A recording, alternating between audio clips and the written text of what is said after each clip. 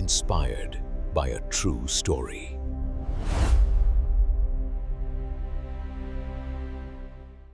মদনদা দেশের সেবা করে ফিরেছেন এয়ারফোর্সের কঠিন দায়িত্ব সামলে। অবসরের পরে এসবিআইয়ে ম্যানেজার হিসাবে যোগ দেন। ইমানদার, সৎ, সরল এক মানুষ। তার পরিবারও ছিল ছোট্ট কিন্তু ভীষণ সুখী। তিনি, তার স্ত্রী আর তাদের 2 মেয়ে। চলো আজকের পূজার জন্য সবকিছু গুছিয়ে নেই। মদনদা ভোরবেলা পূজা দিয়ে দিন শুরু করতেন। থালি সাজিয়ে মন্দিরে যেতেন। মাঝে মাঝে স্ত্রীও সঙ্গ দিতেন।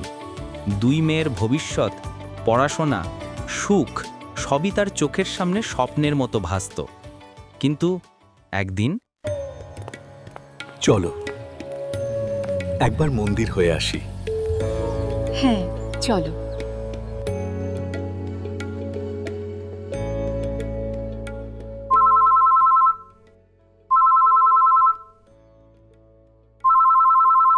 এখন আবার কেন ফোন করলে? তুমি তো জানো আমি এখন পূজায় ব্যস্ত। মদনদারা তাড়াতাড়ি আসুন, আপনার মেয়ে ছাদ থেকে পড়ে গেছে। কি হলো? কার ফোন? মদনদারা তাড়াতাড়ি আসুন, আপনার মেয়ে ছাদ থেকে পড়ে গেছে। পায়েল, পায়েল ওঠো। পায়েল। মা, বাবা, চোখ খোলো মা। পায়েল।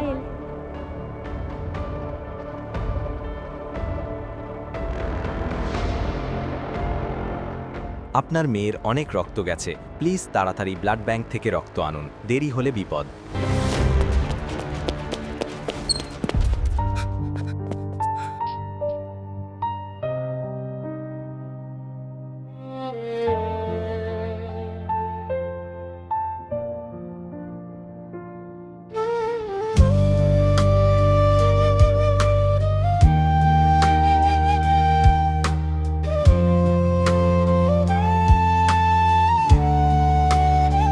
সরি মদন বাবু, আপনার মেয়েকে আমরা বাঁচাতে পারলাম না। না, এটা হতে পারে না, কিছুতেই না। হে ভগবান, কি হয়ে গেল আমি মানতে পারছি না, আমি মানতে পারছি না। হে ভগবান, আমি মানতে পারছি না। রাতের নীরবতায় তুই চলে গেলে, হাত ধরার আগে ফাঁকা কোল ছেড়ে, শ্বাসে শ্বাসে খুঁজে ফিরি তোর হাসি।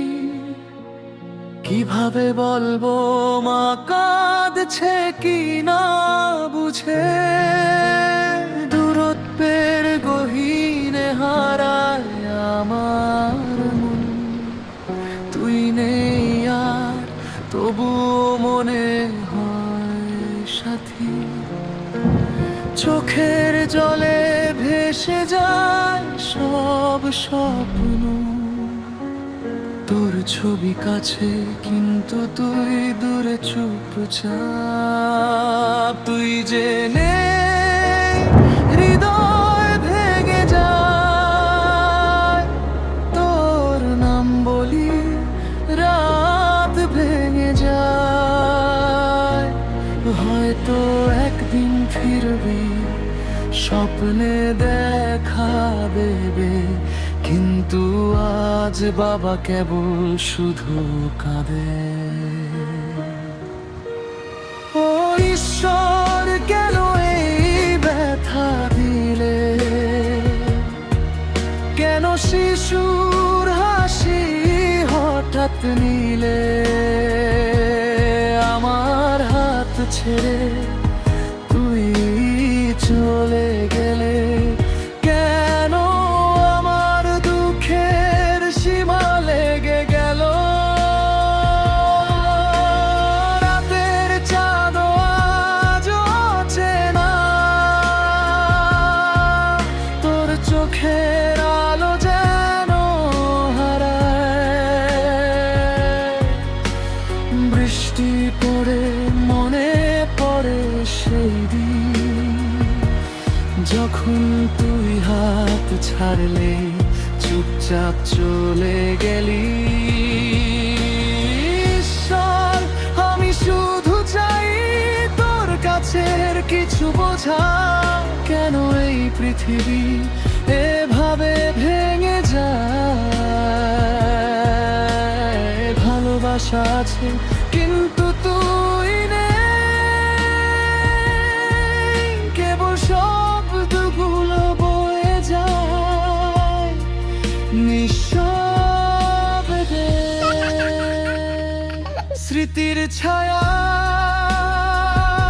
জেগে থাকি তোর জন্য, বাবার জন্য। প্রার্থনা করি তুই শান্তিতে আছিস, আমার চোখের জল শুধু তোর জন্য।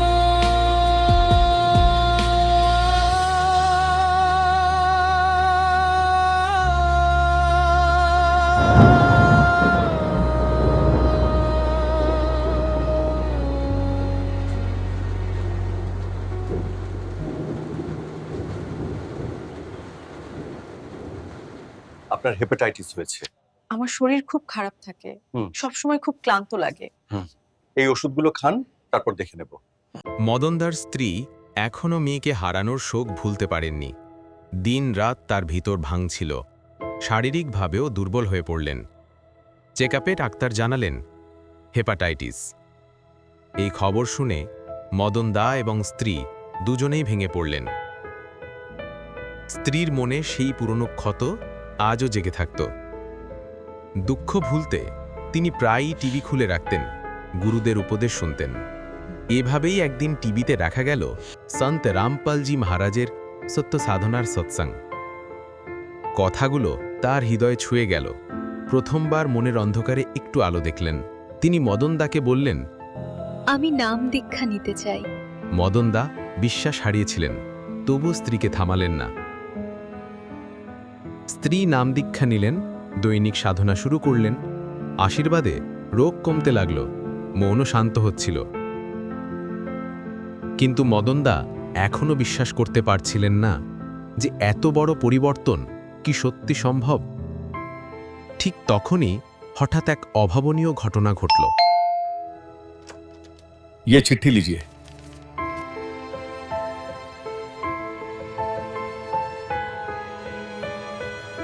এটা কি হলো? এটা কি সত্যি? আমার নামে তো পুরো 1,38,000 টাকার প্রতারণার মামলা।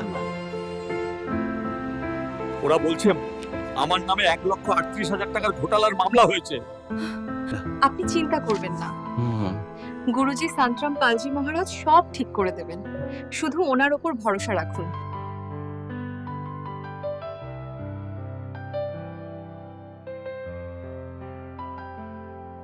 ভয় পেও না মদন, তোমার সব সমস্যার সমাধান হয়ে যাবে। সত্য পথ ধরো, আমি তোমার সঙ্গে আছি। তিনি সাহস নিলেন, শান্তিজির দেখানো পথ অনুসরণ করলেন। কয়েকদিন ধরে নিজের আইনজীবীদের সঙ্গে দৃঢ় বিশ্বাস আর শক্ত মন নিয়ে কোর্টে লড়লেন তার মামলা। মহারাজের আশীর্বাদ যেন প্রতিটি পদেই তাকে পথ দেখাচ্ছিল। অবশেষে মদনদাকে সম্পূর্ণ নির্দোষ ঘোষণা করা হলো। লক্ষ লক্ষ টাকার ভুয়ো প্রতারণার অভিযোগ কোর্ট সরাসরি খারিজ করে দিল। ওনার আশীর্বাদ না থাকলে এটা কখনোই সম্ভব ছিল না। এরপরই মদনদা নিজেও পূর্ণ শ্রদ্ধা ও ভক্তি নিয়ে নাম দীক্ষা গ্রহণ করলেন সেই সত্যের পথে হাঁটার জন্য, যে পথে তাকে স্বয়ং শান্তিজি ডাক দিয়েছিলেন। গুরুজির আশীর্বাদেই আমাদের নতুন জীবন শুরু হলো। উনি সত্যিই ঈশ্বর। আমার সব দুঃসময় থেকে আমায় বের করে এনেছেন। অন্ধকারে হারিয়েছিল মন, জানতাম না কে সত্যজন। একদিন শুনলাম সেই বাণী, কবির ঈশ্বর তিনি ধন। সন্ত রামপাল গুরু নাম দাও, মুক্তির মদনদার জীবন ছিল সংগ্রামের পর সংগ্রাম। দুঃখ, অভিযোগ, অসুখ সব মিলিয়ে যেন তার পথ ধীরে ধীরে অন্ধকারে ঢেকে যাচ্ছিল। মেয়েকে হারানোর ব্যথা, স্ত্রীর অসুস্থতা, মিথ্যা মামলার বোঝা সবকিছু যেন একসাথে তাকে ভেঙে দিচ্ছিল। কিন্তু ঠিক সেই সময় সত্যের আলো তার জীবনে প্রবেশ করল সন্ত রামপালজি মহারাজের নাম দীক্ষার মাধ্যমে। দীক্ষা নেওয়ার পর মদনদা বুঝলেন যে শান্তি, যে মুক্তি, যে মোক্ষের সত্য পথ তিনি সারা জীবন খুঁজছিলেন তা পৃথিবীর কোথাও নয়, শুধু সন্ত রামপালজি মহারাজের আশ্রয়েই আছে।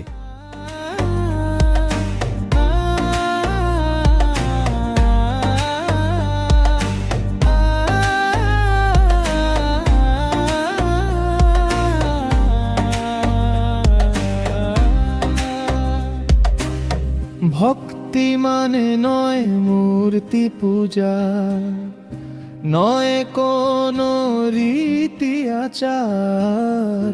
সত্য জানি জীবনের আলো, গুরুই মুক্তির দ্বার। ওম তৎসত্য কবি। যে জীবন ভেঙে পড়েছিল, যা ধীরে ধীরে আরও খারাপের দিকে যাচ্ছিল, সন্তজির করুণায় সেই জীবনই বদলে গেল। সময় থাকতে তিনি সঠিক সিদ্ধান্ত নিয়েছিলেন।